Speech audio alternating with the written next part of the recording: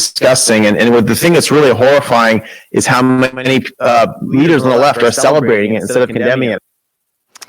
So the FBI investigating attacks on at least 7 Tesla facilities in the past month. And it's not just dealership. The people who own the cars are also being threatened. The DOJ is calling the vandals domestic terrorists. And some breaking news that we have for you right now, Attorney General Pam Bondi announcing severe charges against these arsonists. Alicia Acuna has the latest. Hi. Hi, Taylor. Yes, and we do have a little bit more detailed information from this release from the DOJ and Attorney General Pam Bondi. One of these defendants is out of Oregon, and he was found, according to the DOJ, with an AR-15 rifle. He was arrested after throwing approximately 8 Molotov cocktails at a Tesla dealership. You also have someone who was arrested here in Colorado for arson and also graffiti at a Tesla dealership. That's about an hour north of where I'm sitting. And then again, in South Carolina, another defendant, he wrote profane messages, according to the DOJ again, against President Trump and Tesla, and also attempted to light a charging station on fire with Molotov cocktails. So we will continue to bring you more developments on that and what the DOJ is doing. But also, we want to tell you about a website the DOJ is looking into that is reportedly posting personal information about Tesla vehicle owners, including their addresses and phone numbers. And we're not going to show you that site because it is also encouraging people to vandalize and protest. White House Press Secretary Caroline Leavitt had this to say earlier today on Fox.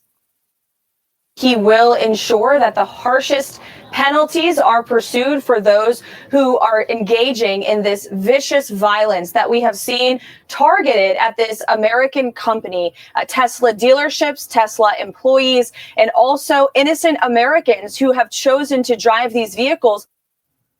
So for the last 2 months, and ever since Tesla CEO Elon Musk began working with Doge, law enforcement has been responding to scenes similar to this attack at a Las Vegas Tesla dealership and service center. The FBI is investigating as incidents have spread to multiple Tesla storefronts and charging stations in at least 11 states. Police in nearby Lakewood, Colorado are looking for the person who cut all the cords at a Tesla charging station. As I mentioned, a handful of arrests have been made around the country, but so far the FBI has not said if they are connected. And look at this. This man has been arrested for keying a woman's Tesla in a San Jose parking lot while she was in Costco. So Taylor, we've seen a lot of that kind of thing on social media. And in case anyone is wondering, the Tesla vehicles record their surroundings for their owners if they are put into Sentry mode. So if someone out there vandalizes a Tesla, the car itself could likely be gathering information to be used against that person. Good. Get them. Thank you, Alicia. Yeah. Appreciate it.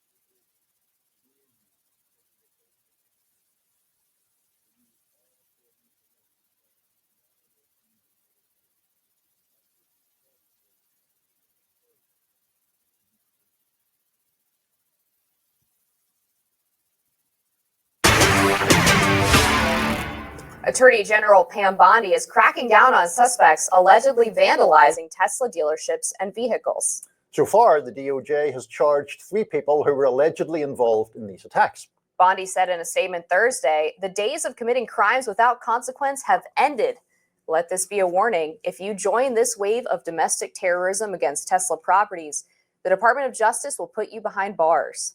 One of the defendants allegedly threw 8 Molotov cocktails at a Tesla dealership in Oregon and was armed with a suppressed AR-15, the DOJ says. Another in Colorado allegedly tried to light Teslas on fire with Molotov cocktails, per the DOJ. And in South Carolina, a defendant allegedly lit Tesla charging stations on fire, also with Molotov cocktails, and wrote profane anti-Trump messages in the area. Each defendant faces up to 20 years in prison. Former U.S. Attorney Barbara McQuaid, who was appointed by Obama, commented on the nature of Bondi using the term terrorism, telling the Wall Street Journal, "It is an aggressive use of terminology, likely to send a message of deterrence, but it's not wrong." The Journal also notes that designating crimes as domestic terrorism gives the DOJ more investigative tools to crack down on those acts. Vice President J.D. Vance gave an interesting theory during an interview as to who might be behind these alleged attacks. The other thing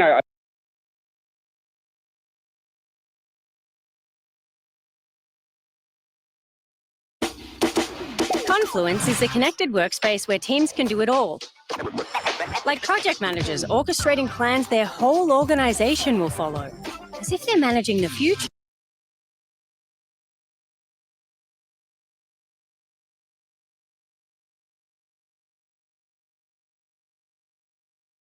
The other thing I always wonder with this stuff is this is not cheap, right? Terrorism is not cheap. We saw that in the Middle East 20, 25 years ago. You had some very wealthy financiers of Al-Qaeda.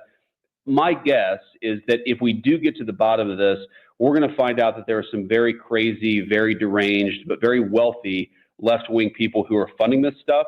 And I think that is the most important thing that we have to focus on. It's not the foot soldiers. It's the guy at the top writing the checks. Great interview there with my colleague Vince Colonnese. Trump posted on Truth Social this morning, "I look forward to watching the sick terrorist thugs get 20-year jail sentences for what they are doing to Elon Musk and Tesla. Perhaps they could serve them in the prisons of El Salvador, which have become so recently famous for such lovely conditions." Journalist Ken Klippenstein wrote on Substack, "Even if what they did can be argued to meet the dictionary definition of terrorism, its legal application would give the government a frankly terrifying amount of power. Trump is now unleashing the deep state, their deep state, to go after associates and others who support or contemplate similar acts. In other words, to criminalize and then stigmatize opposition." Well, where will we start here, Amber? The term terrorism is one that I tend to be reluctant to use across the board, whether the acts are from left-wing people or right-wing people, because oftentimes the way it's used seems to me to betray the ideological leanings of the person who's using it. There are exceptions to that. I mean, 9/11 was obviously terrorism, right? You just set out to kill as many civilians as you possibly can. Is somebody vandalizing a Tesla charging station domestic terrorism?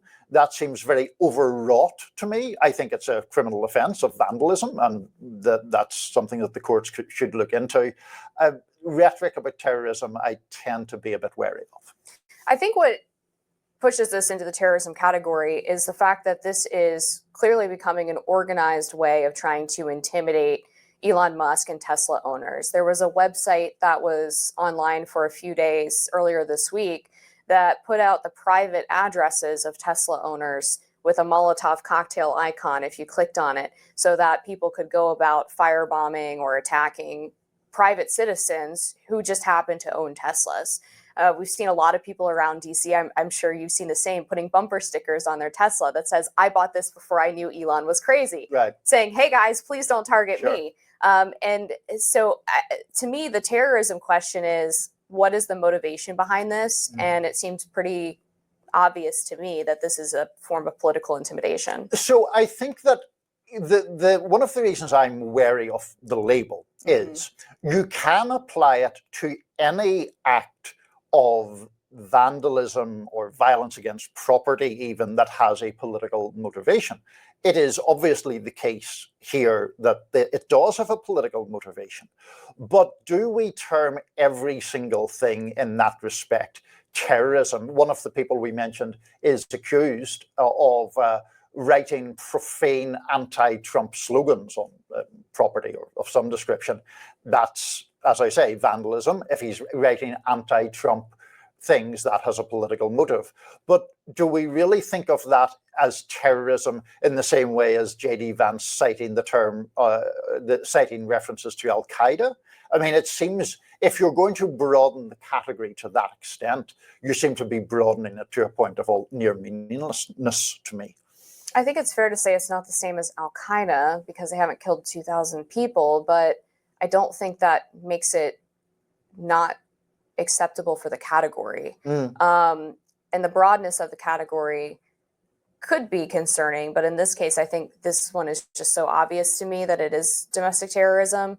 And I know that... Really, you genuinely think that it is actual domestic terrorism, just like spray paint anti-Trump slogans? To firebomb Tesla chargers and Teslas and dealerships, target private owners and the director of the FBI, yeah, absolutely. Right, but those are acts of violence or acts of threats towards individuals. Do you consider like the vandalization of property to be domestic terrorism? But it's not about individuals. It's Tesla as a symbol of opposition to Elon Musk and the political policies that he is implementing in government. It's very obviously intended to me. I mean, you have these people celebrating the drop of the Tesla stock prices. You have them putting the FBI director, people who have been critical of government bureaucracy, like Mike Benz, on this website to target them.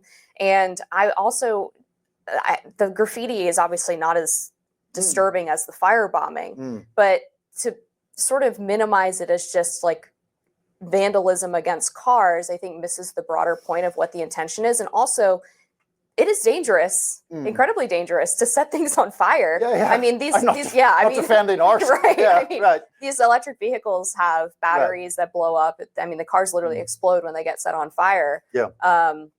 We don't know if there are employees in these dealerships when these people are tossing these Molotov cocktails. Are they checking to make sure that the cars are unoccupied? If they set some private individual's car on fire, what happens to their house that's sitting right next to it? I just think it's much more serious than not you specifically, but some of the media has been describing it. I mean, we've had CNN and MSNBC anchors describe it as forms of protest.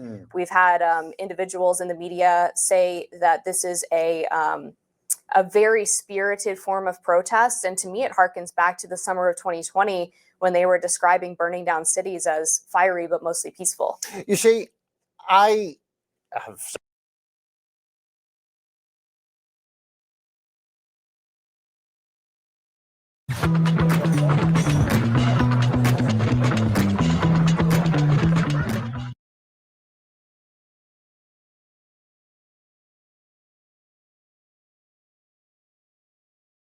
Seresto knows that some situations just suck. Fleas and ticks suck too. Seresto can help with this one. One collar provides the longest lasting protection for 8 continuous.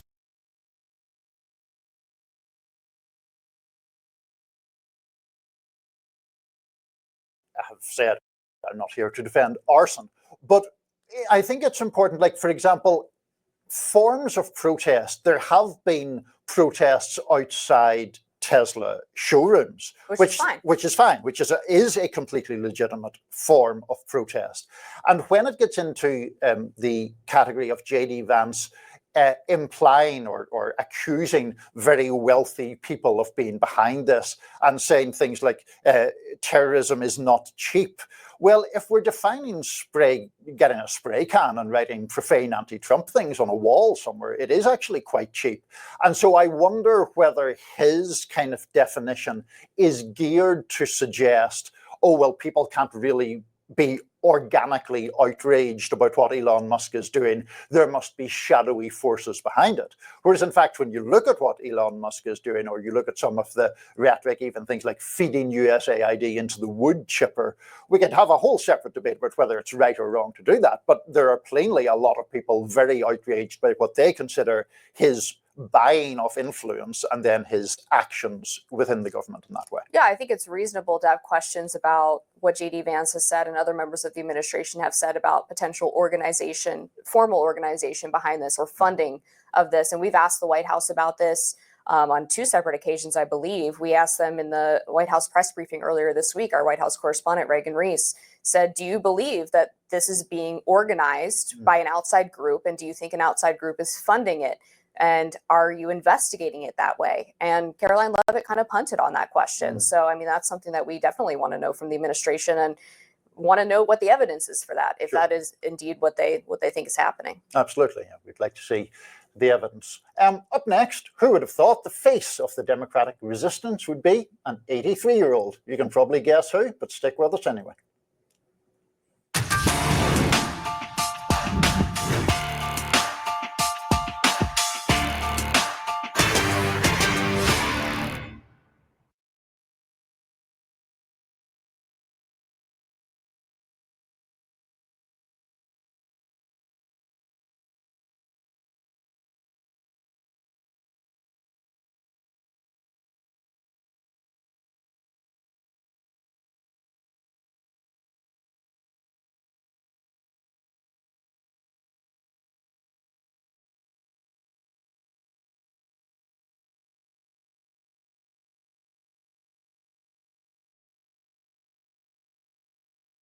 People now facing federal charges, all connecting to those string of attacks on Tesla dealerships as well as charging stations. U.S. Attorney General Pam Bondi announcing the arrest today of 3, quote, violent Tesla arsonists, including one who allegedly armed himself with an AR-15, shot up this dealership you see here in Salem, Oregon, and threw 8 Molotov cocktails on the property. 2 others were arrested after attacks happening in Charleston, South Carolina, as well as Colorado. Bondi saying of this today, quote, let this be a warning. If you join this wave of domestic terrorism against Tesla properties, the Department of Justice will put you behind bars. Just yesterday, organizers with the Vancouver International Auto Show just announcing that Tesla has now been excluded from the event over safety concerns.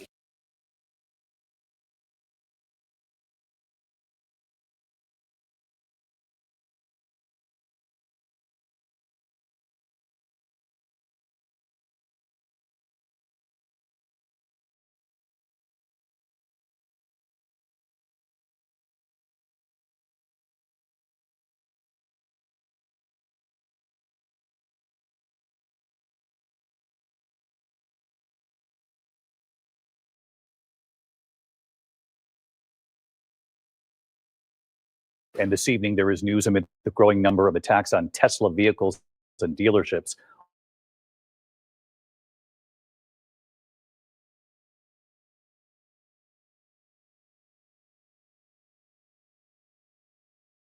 Here's our chief investigative correspondent, Aaron Katersky, tonight. Tonight, Elon Musk says his company is stepping up security after a wave of firebombing, shootings, and vandalism targeting Tesla. As part of the enhanced security, Tesla is activating Sentry mode on every car in the dealership. That means security sensors and cameras are on and recording. Watch as Sentry mode is activated on this Tesla this week. A man seen allegedly keying the car at a parking lot in San Jose was arrested and charged with felony vandalism. Today, Attorney General Pam Bondi said those charged with destroying Tesla property are part of a wave of domestic terrorism. Prosecutors said a suspect arrested for throwing Molotov cocktails at a dealership in Salem, Oregon, was also armed with a high-powered rifle. Prosecutors said another suspect who allegedly tried to set fire to Teslas in Loveland, Colorado, was found with materials to produce fire bombs. And Daniel Clark Pounder, accused of torching a Tesla charging station in South Carolina and spray painting profane messages, allegedly found with a 3-page letter voicing objections to President Trump and Elon Musk's federal layoffs, writing, "We will not stand idly by." The Attorney General insisted today, David, these cases are going to be treated like terrorism. So far, the most serious charge is arson. David? Aaron Katursky on this again tonight. Aaron, thank you.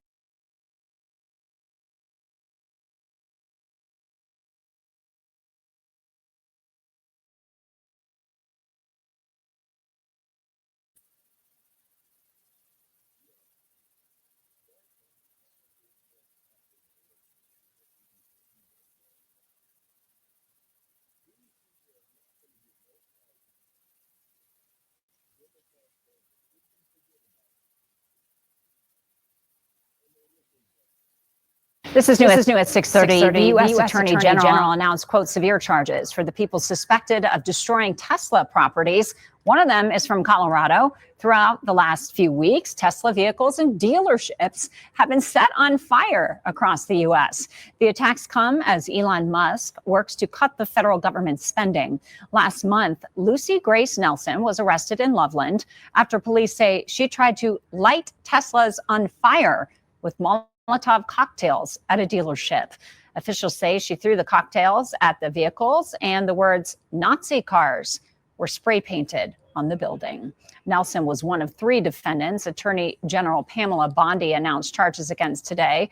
Bondi says they face serious charges carrying a maximum penalty of 5 years and up to 20 years in prison.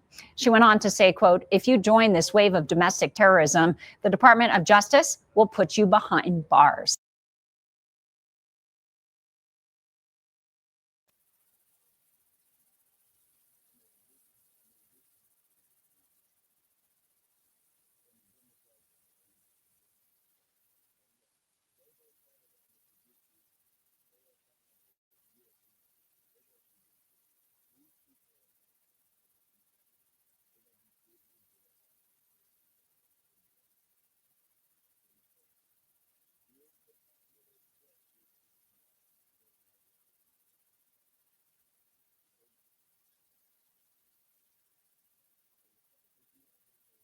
Tonight, Attorney General Pam Bondi announcing federal charges against 3 people nationwide accused of using Molotov cocktails to set fire to Tesla cars and charging stations.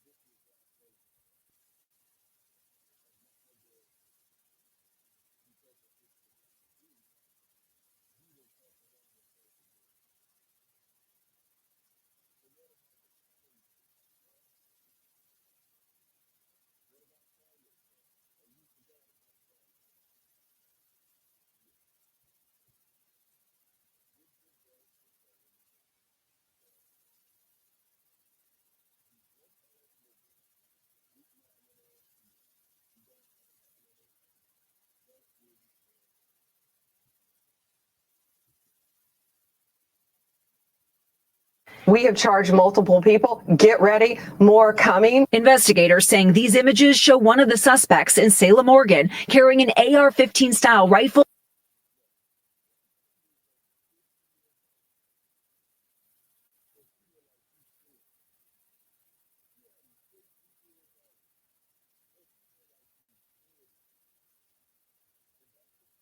While throwing an ignited device into a showroom. The Tesla Center saying it led to about $500,000 in damages. 2 others in Colorado and South Carolina also charged. Bondi writing, let this be a warning. If you join this wave of domestic terrorism against Tesla properties, the Department of Justice will put you behind bars. The attacks part of a growing movement to target Tesla as a form of protest against the company's CEO, Elon Musk, and his wide-reaching role in the Trump administration. This week, Teslas at a service center in Las Vegas also vandalized, and a website surfaced targeting individual Tesla owners, showing some names, personal contact information, and addresses for Tesla drivers, putting some owners on edge. if I had known Elon was going to turn into what he kind of turned into, I don't know that I would have bought this car necessarily. But even so, people have good reasons to buy electric cars, and attacking people just because they own a Tesla doesn't seem like a good way to protest. It's unclear who's behind the website, which appears to be taken down. Musk calling those behind the attacks bad people. And they want to hurt Tesla because we're stopping this terrible waste and corruption. This all comes amid a difficult time for Tesla. Just today, the company recalling nearly all of its Cybertrucks over an exterior panel that can detach and increase the risk of a crash. Tesla's stock now down 50% since its high in December.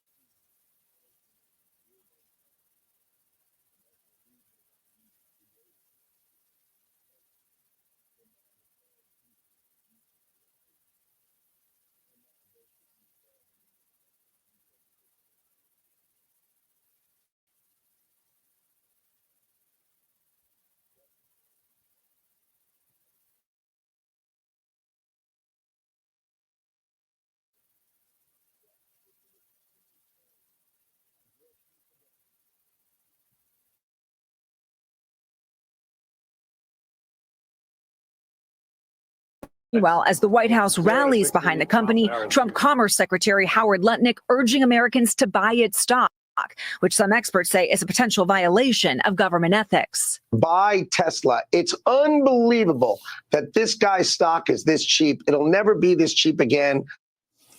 And Liz, what more do we know about these DOJ charges announced today? Yeah, well, the three suspects arrested face serious federal charges ranging from unlawful possession of a firearm to arson. And if convicted, they each face up to 20 years in prison, Lester. Okay, Liz, thanks very much. Thanks for watching. Stay updated about breaking news and top stories on the NBC News app or follow us on social media.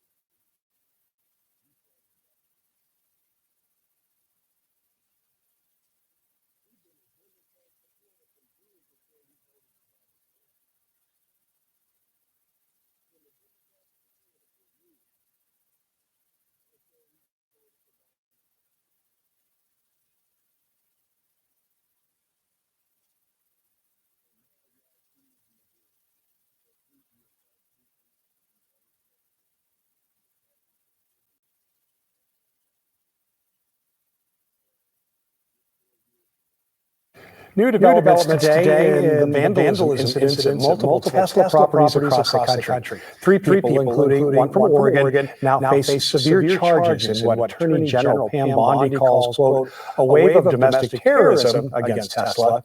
Today's announcement did not specify what federal charges were added.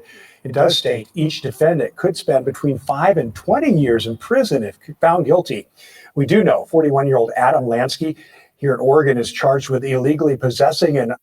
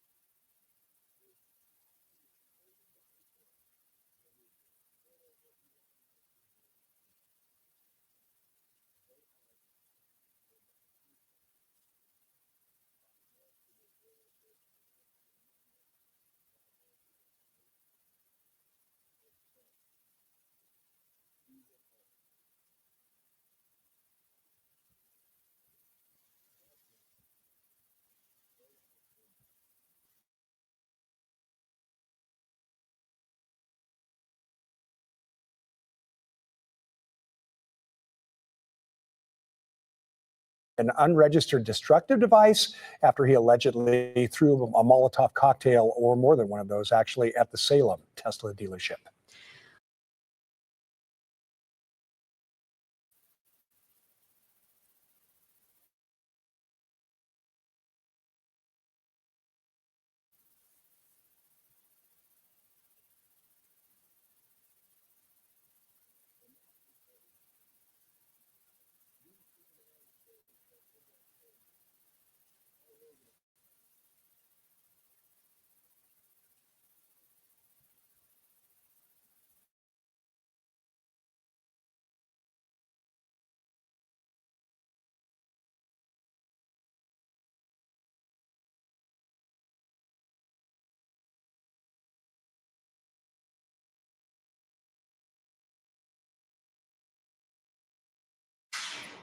Police continue to monitor a local Tesla business where multiple cars were set on fire and shot at Tuesday.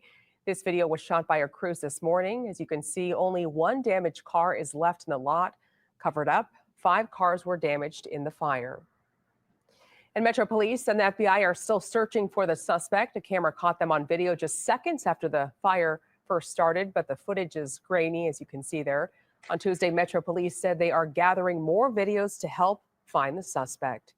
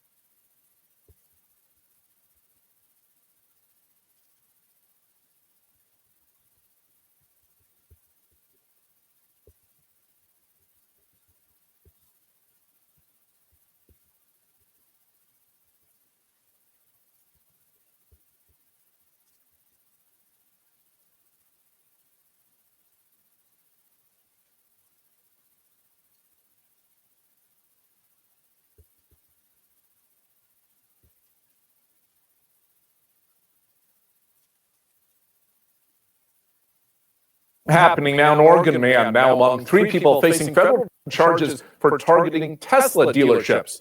Today, the U.S. AG announcing these new charges, which will carry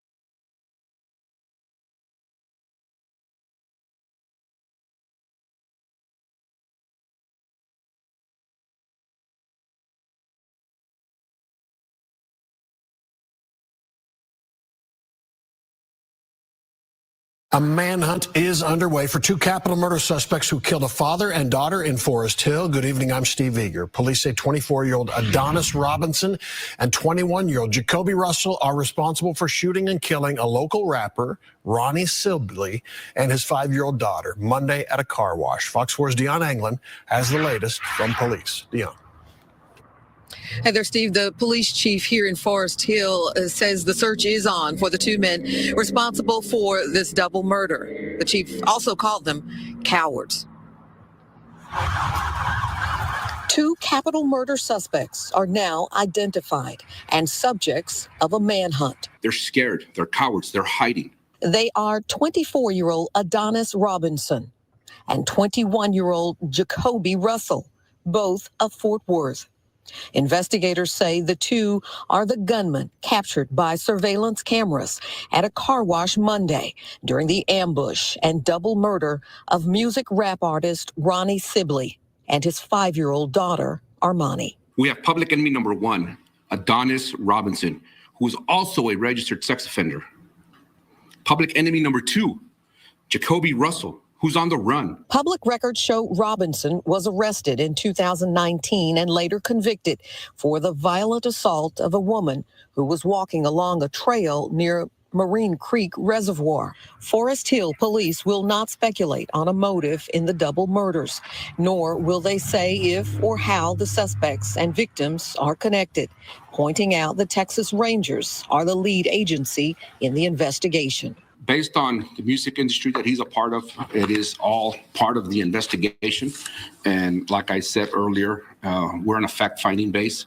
Everything that's being put out is being reviewed and analyzed by the Texas Rangers. We know from surveillance images obtained by TMZ that Sibley was chased on foot through the car wash parking lot before he was shot. Police say it's unclear if Robinson and Russell could be hiding out in the Metroplex. However, they are the subject of a nationwide be on the lookout alert. They are dangerous, they are armed, and we need you to please call 911 and let our police officers respond and take appropriate action. Now, we asked the police chief if there was a vehicle description to go along with this search. The chief let us know that the vehicle used during the double murder is already recovered. He would not say where that vehicle was found.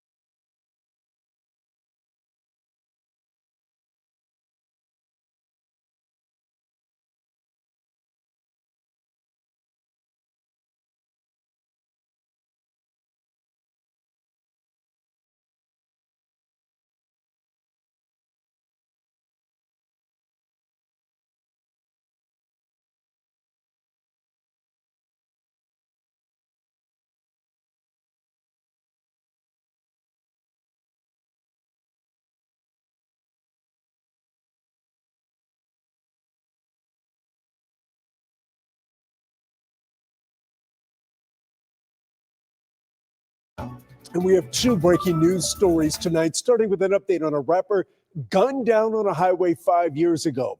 Dallas police now say Yella Beezy hired a hitman to kill his one-time friend turned rival, Mo 3. Cole Sullivan is live at the county jail. These are well-known rappers in the Dallas hip-hop scene.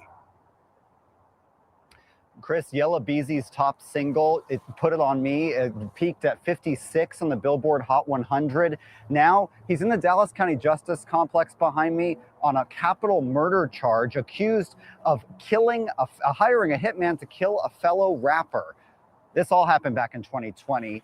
And just before noon on the middle of Interstate 35, just south of the Dallas Zoo, Dallas police arrested a 22-year-old and charged him with murder. Initially, that 22-year-old's in federal prison, convicted of gun charges. But now, 5 years later, they say he was the trigger man. Police say Yella Beezy, whose top song That's On Me, hired that 22-year-old and promised him cash for killing Mo 3. A grand jury handed up an indictment this week and booked Marquise Conway tonight. The killing of Melvin Noble, known as Mo3, led to an outpouring of grief from his fans. Dozens held a memorial outside Dallas City Hall that week. He once was friends with the man now accused of hiring someone to murder him.